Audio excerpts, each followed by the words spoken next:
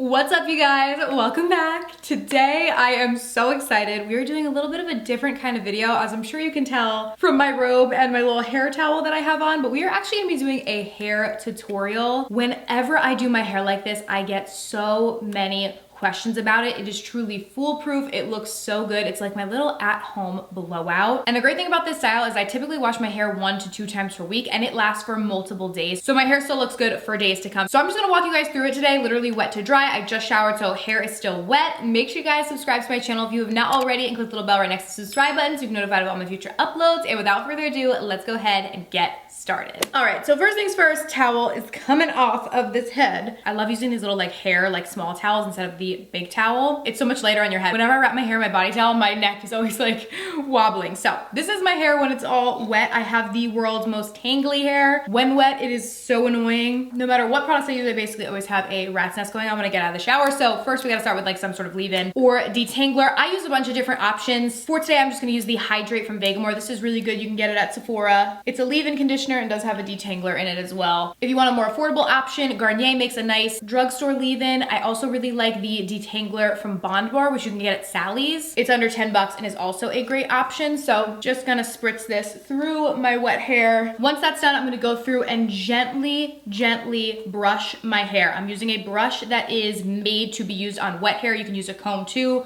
Don't just go in with your regular brush. I would highly recommend getting one that's meant to be used on wet hair, or a comb. I like kind of hold my hair towards the root and gently smooth it out. To be honest, I don't normally get it completely and totally smooth before I begin blow drying because brushing through knots on wet hair isn't great. So I'll smooth it a bit, blow dry, and then brush it through really well once dry. That's just kind of what works for me. If you don't have the most tangly hair in the world, then you honestly might be totally fine. This is just basically what I do just to smooth things out before we go in and start blow drying. All right, now that I got my hair mostly smoothed over, it is time to blow dry. Sometimes I'll go in with like a volumizing spray at the roots, sometimes I don't. I'm just gonna leave it today because the technique that I use when blow drying, I feel like helps to give me a little bit more volume and lift at the root. So, but any pre-blow drying styling products that you like to use, this is obviously when you would use them before you go in and blow dry. All right, now for blow dryer, I'm gonna use my Life and Swift. You guys have probably seen these on Instagram and TikTok. They are worth the hype, let me tell you. Super lightweight, dries my hair super fast, and is like a fraction of the cost of the Dyson. It is so good. You can get it on Amazon, or they do have a website, and it comes in a couple different colors, but I just have the white one and comes with this nozzle that's super easy to like take on and off. They do have a Swift special version too that's a little bit more expensive that comes with additional little nozzles that you can use. Also a diffuser that I think if you have curly hair, this is best, but I just typically use this nozzle right here on mine and it's fabulous. So I'm gonna go in and blow dry my hair with this. It is also insanely quiet. Like for a blow dryer, I'm not gonna make you guys listen to like the blow dryer audio the whole time that I'm blow drying my hair, but I just want you to hear how quiet it actually is. Like I can still have a full conversation with my husband while blow drying my hair with this, which I like. But I'm gonna go in and blow dry with this now. The Swift has 3 different heat modes, which I really like. There's a cool shot, a warm, and a hot. So I normally use the warm when I'm blow drying my hair so it's not too hot. And you guys will see I'm kind of lifting my hair up at the root and putting the nozzle in there. That really helps to amp up the volume at the root. The Swift also has an option where you can do an auto cycling mode, which is really cool. I've never had another blow dryer that does this, but it'll basically auto cycle through the 3 different heat settings for you so you can minimize your heat damage. It normally will take me about 5 minutes to get my hair mostly dry, and then I like to go in with a brush and the nozzle and kind of use that just to smooth over the hair and make it nice and sleek. So I will link the exact blow dryer that I used from them down below in the description box. I want to thank them for partnering with me on this section of today's video, but they did give me an awesome discount code where you guys can get $20 off right now with the code Kelly20. That'll work on the Life and Swift. All right, you guys, hair is all dry now. That literally took like 10 minutes. This blow dryer dries my hair really fast. Like I have a lot of hair, it's quite long. So I like that it doesn't take like 40 minutes to dry my hair, or I would literally always stop right here if it took that long. A lot of days I will just stop right here though if I just want like a sleek, straight blowout. That's all I do. But for today's video, I'm showing you the whole shebang. This is when I want a more like curly, bouncy blowout with actual curls. A lot of times actually what I'll do too is I'll leave my hair like straight and sleek for like 2 days and then I'll do the curly, bouncy blowout if I really want to stretch out in between styles, but I'm showing y'all everything today. So part 1 done. Now we're moving on to part 2. I'm gonna section my hair into 2 sections. And I'm gonna just take this top section of my hair, about that much, and just section it off on the top of my head. We will worry about this later. Just like clip it in place like that. Gonna go in with a little extra heat protectant. This is a heat protectant that's meant to be used on only dry hair. This is the Moroccan Oil Perfect Defense. I do really like this one. And I'm heating up my curling iron. Now this next step will work with a variety of different curling irons, whether it's a curling iron or a wand. Really whatever your preference is, mostly it's the size. So this is 1.5 inches. I would say you can use as small as like 1 inch and as big as like 2 to maybe even 3 inches, depending on how big you want your curls to be. I just kind of go in between and use the 1.5 inch. Sometimes I use different ones, but this is the one I have mostly been using. I got it on Amazon. I can link it down below. So you'll need whatever curling iron or wand you want, and then you also need some of these hair clips. You can literally get these anywhere. I also just ordered these from Amazon. Clearly you guys can tell I am a house person. Like I don't like to leave my house, so I order a lot of things from Amazon just because they come right to me the next day. But I mean, you can get these like at Target, Walmart, wherever. They're just like little pin curl clips. Literally, you can get like a lot of them for a couple of dollars. And they'll make a huge difference in the overall look. But I'm gonna go take sections of hair. I normally take relatively large sections, I would say about this size. And on the bottom section of my hair, I always start with the first section that I grab and bring the curl going towards my face. I know they always teach you, at least most times I feel like you always hear people say like, bring the curls away from your face. And I do that a lot, but for this kind of look, we're actually going to go back and forth. So with the first one, I always like to bring it towards my face to kind of frame the face. So you can go ahead and curl that first piece going towards your face, and you wanna make sure that you get basically the whole hair in there, like even the little tail. So you'll see I kind of move it down just because my hair is layered, so I have to kind of do it in stages. But we don't wanna leave the tails out of this look. That's gonna give it a more beachy kind of vibe, and that's not, you know, what we're going for.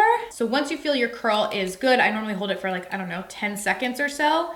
You wanna let the curl out, and then as soon as you let it out, grab it up and scoop it back up. This is really what is gonna make those bouncy curls. Don't let it sit and like be dragged down by the weight of itself. So I scoop it right back up in my hand, and then I grab one of these little pins and I pin it up. Trust me on this, it might seem like it's not going to make a big difference. I always thought for the longest time, like, okay, it's really not gonna make a difference. I'm gonna skip that step, whatever, it's quicker. It really makes a difference. Then I'm gonna grab the next piece of hair. Since the first piece we did going towards our face, this next piece we are going to do going away from our face. We're gonna do the exact same thing, except the curl is going the opposite way. This is kind of key for this. This is gonna give us not the so uniformed curls look and more of like the bouncy blown out look. So bringing this curl away from my face, then I'm gonna let the curl out and again, immediately pick it right back up, just kind of scooping it up in my hand, following that curl pattern, and then going in with the pin to just pin it up like that. Next, we go in towards the face. And now instead of pins, you can definitely use like the Velcro rollers. Honestly, if anything, that would give you even more like bounce. For sake of easiness, and honestly, I'm just lazy, I just use the pins on the entire bottom section. We will use some Velcro rollers on the top to really get volume. On the bottom, I'm not super focused on volume. I'm just more focused on making sure that the curls last, which pinning the curl is really what it does because it allows the curl to cool while being up in like its tightest form instead of cooling while it's being like dragged down by its own weight. So it's gonna help the curls last so much longer and also definitely makes them bouncier too. So if you wanna do like full head of Velcro rollers, you can do that. If I have something like really special, I will, but on a weekly basis when I do this, I don't use the Velcro on the bottom section. I just use the pins and it's typically totally fine. If you have no idea what I'm talking about, these are kind of like the Velcro rollers that I'm talking about. Like I said, we will use a few of them on the top because they do help the curls to cool and add volume. But this is basically the only steps that I take on this bottom section of my hair, which is the majority of my hair. I would say I probably leave like 2/3 in the bottom section and follow this. And then the top 1/3 is where I do things a little differently. So let me go ahead and finish the bottom. This side of my hair is gonna be the exact same process, going in on the first piece, out on the second, in on the next, and so forth. So I will be right back once I have this whole side done. All right, bottom is done. And now let's take down the top. This is where things are gonna get a little different, but I mean, not too different, but you guys will see. So you wanna go ahead and part your hair however you like it. So if you like a side part, a middle part, whatever. Mostly when I do this, I do a middle part. Yes, I'm just using my nail to make my part. It's fine. Rinse with the heat protectant. Okay, now on the top of the hair, we're gonna use the exact same size sections, but all of these curls we want to go away from the face, so we're not gonna be doing the staggering back and forth anymore. We're gonna do everything going away, and we're gonna introduce in the Velcro little rollers. So I'll show you guys how I use those once I get this curl done. Basically in the exact same way that we used the pins, these are just gonna help to amp up the lift of our curls. So once I get the curl done, while it's still hot, you grab your Velcro roller and just wrap the curl around it. They kind kind of hold on their own, but I do go in and secure with an extra pin. And see how it kind of lifts my hair, so it's gonna help to give us a bit more volume. So we're gonna do that exact same sort of step process, and I'm using the largest Velcro roller. Typically when you buy these, they come in like packs with different sizes. The one I got you can get at Walmart or Amazon, and it came with like small, medium, large, different little rollers. So I like to use these big ones closer to my root just so we can get a lot of lift with them. I think the brand on these is Conair, but any of them will do. This front little section of hair that's like my bangs, that I'm gonna leave out. We're gonna do those at the end because we're gonna do those ones a little different, but the entire top of the hair, aside from the little bangs or whatever front pieces you have, we're using the same steps of curling away and then going in and wrapping a Velcro roller to let it cool in. So gonna go in on my other side now and do that exact same process. All right, now that I got that all done, I'm gonna grab these two front pieces and we're gonna bring them together. And these, we're actually gonna curl going towards the face, like so. I used to always do them going away, but I've realized going towards actually ends up looking better, and I'm gonna use a more medium-sized Velcro roller for this. So once I'm done curling them, I'm just gonna scoop them up with the Velcro roller and just roll it towards my face and clip in place. All right, so we look kind of crazy, I know, but that's it for the curling part. Now you basically just wanna let it sit for as long as you can. So if you can leave it in for an hour, great. Honestly, a lot of times when I do this, I will do this first and then do my makeup after. So I kind of just let this sit while I'm doing my makeup, but obviously today I already have my makeup done. If you only have 10 minutes to let it sit, that's okay too. One little hack that I like to do, especially when I'm short on time, is I'll go back in with the blow dryer on the cool setting and do a little cold shot to the curls to help speed up the process. And that'll really help to set the style and cool the curls. When I do that, they definitely do last for longer, which I don't want to do this every single day. So I want it to last 4 days. Like I said, when I follow these steps, it does last me 4 days. So I'm gonna let these set. I'll do about 30 minutes and we'll come back and take everything out and show you guys the final result. All right, you guys, I'm back. Time to take these out and see our final result of our work. So I like to take them out in the same way that I put them in. So like I start with the bottom, obviously, and unclip. You guys will see as I unclip, I just kind of let the curls fall naturally, but you see how bouncy they stay when you clip them up. Like, I'm telling you, such a game changer. Ooh, there's one like hidden back here. But one thing I will say is while I do this, I'm not like really running my fingers through the curls or anything like that. I'm just letting them naturally fall on their own at first. So gonna just get all these clips out. We're looking bouncy, looking fun. I love it. Okay, now we gotta take the curlers out. With the curlers, I kind of like twist them as I'm taking them out, like that. Why does the bottom of that look like straight? Okay. Okay, it's all right. I think I just yanked it a little too hard, which is why I like to kind of twist them as I pull them out so we don't end up like straightening the hair basically. My camera just died. I'm sorry. It loves to die on me in the most inconvenient of times as I'm like taking out my rollers, showing you guys the results. It's just like, nope, we're over it, but we're back and we are looking quite good. Ooh, look at that little flip. I love it. And now this front piece is literally make it or break it. So I always just hope that it comes out okay. Gonna do the same little twist and pull. Ooh, looks very flippy.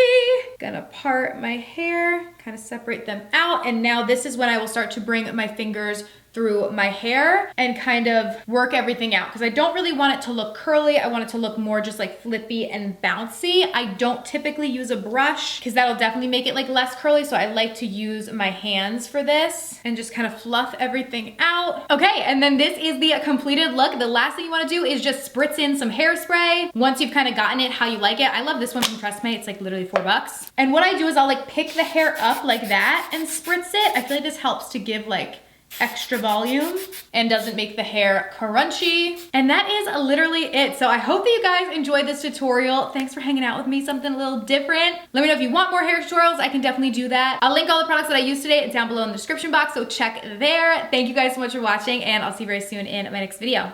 Bye.